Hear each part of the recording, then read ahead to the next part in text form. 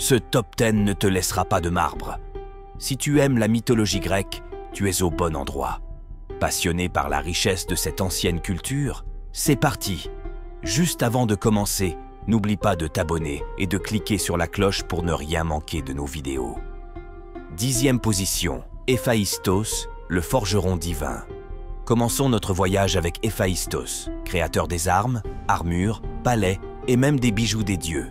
Héphaïstos est un dieu assez repoussant au premier abord, mais qui est vraiment caractérisé par ses prouesses, son intelligence et pour l'habileté de ses doigts. Victime de lui-même et par sa mère, toute sa vie il essaiera d'avoir les bonnes grâces des dieux, mais malheureusement, il n'y aura que des échecs. 9e position, Arès. Plongeons dans le monde de la détermination et de la force avec Arès, le dieu de la guerre. Ce dieu est tout à fait unique vu qu'il est dit que c'est un dieu sanguinaire, horrible et brutal. Il est le créateur du conflit et de la guerre entre humains. Il abat ses ennemis avec sang-froid, comme Dionysos abat un festin de nourriture en une seule bouchée. 8e position, Déméter. Connectons-nous à la nature avec Déméter. Cette déesse est capable d'une certaine manière de donner vie, de l'entretenir et de la faire mourir.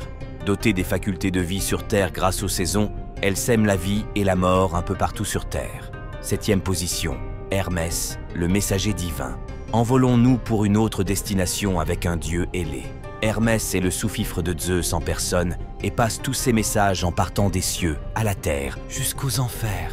Il est également messager pour le panthéon grec et un guide pour les âmes qui se rendent dans les enfers grecs. 6e position, Héra, déesse de la fidélité. Héra représente une certaine sagesse pour les aventures de son mari Zeus. Même si on ne peut plus les compter, elle reste fidèle à son mari et à son frère, qui sont en fait la même personne. Elle n'est pas parfaite et a l'air de détester les enfants, même les siens, comme par exemple le cas Héphaïstos ou Héraclès qu'elle essaya de tuer pour diverses raisons. 5e position, Poséidon, le dieu des mers. Nageons ensemble vers l'univers fantastique de Poséidon, mais aussi effrayant. C'est un dieu qui agit sur les océans et mers du monde entier, protège les animaux marins et assoit son pouvoir grâce à son trident qui canalise sa puissance. Il est également mal vu, avec un caractère belliqueux et perfide. Il a trempé dans des histoires un peu bizarres comme l'histoire de Méduse, la Gorgone. 4e position, Hadès le dieu des enfers. Rentrons dans le mystérieux et sombre univers du roi du Tartare, Hadès. Contrairement à ce qu'on pourrait croire, Hadès est un dieu très juste et droit. Il a des pouvoirs d'invisibilité et est en charge de contenir les âmes aux différents niveaux des enfers. Il y vit avec sa femme Perséphone, qui est techniquement sa nièce. 3e position, Athéna, la déesse de la sagesse. Elle prend le commandement quand Zeus n'est pas là, dirige les dieux, les conseille, combat aussi durement que Arès et est née d'une façon mystérieuse. Athéna est un symbole de vie, un objectif à atteindre pour les humains de ce monde. Elle a aussi son côté sombre, elle participe à des histoires sordides comme avec Arachné ou même en lien avec l'histoire Poséidon et Méduse. 2e position, Aphrodite, déesse de l'amour. Unissons-nous à l'univers de la tendresse et de la beauté.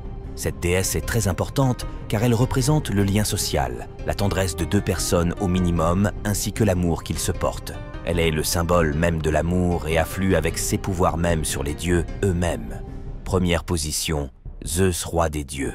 Héros de la titanomachie, vainqueur des titans primordiaux et souverain de l'Olympe, il est capable de contrôler la foudre, les orages et le ciel en général.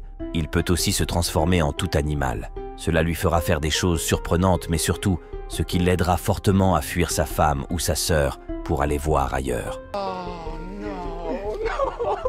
Fais-moi savoir si tu as aimé. À bientôt, jeunes Olympiens!